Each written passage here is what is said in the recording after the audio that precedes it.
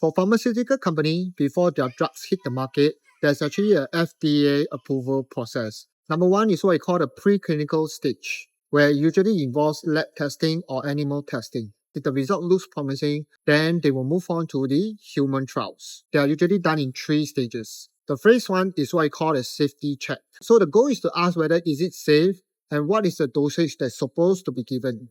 And most of the time right now, there are volunteers that are usually required. And if the safety score were to go higher than 70%, then it will move on to the next phase. For phase 2, it's usually about the efficacy and whether is there any side effects. Now, when there's more people at this phase, the goal is to see whether is it really effective against that targeted disease. Usually at phase 2, around 30 to 40% of the success rate will then move on to the next stage. At phase 3 is what we call the large-scale proving. And at this stage, it usually involves more than 1,000 plus patients. And the goal is to confirm the effectiveness or is there any existing treatment that they can compare it to. So as the group is now more diverse, they will start to collect data.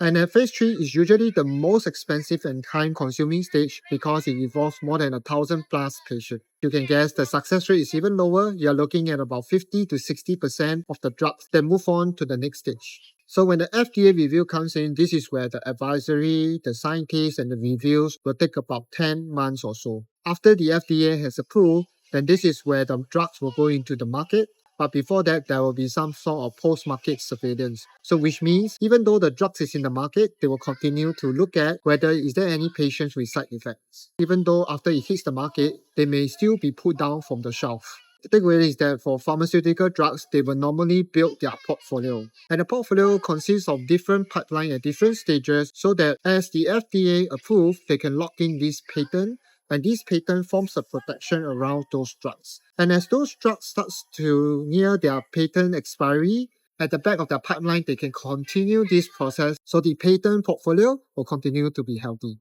And often than not, for pharmaceutical company, because they are well funded, some of these phase or timeline can take as long as 10 years.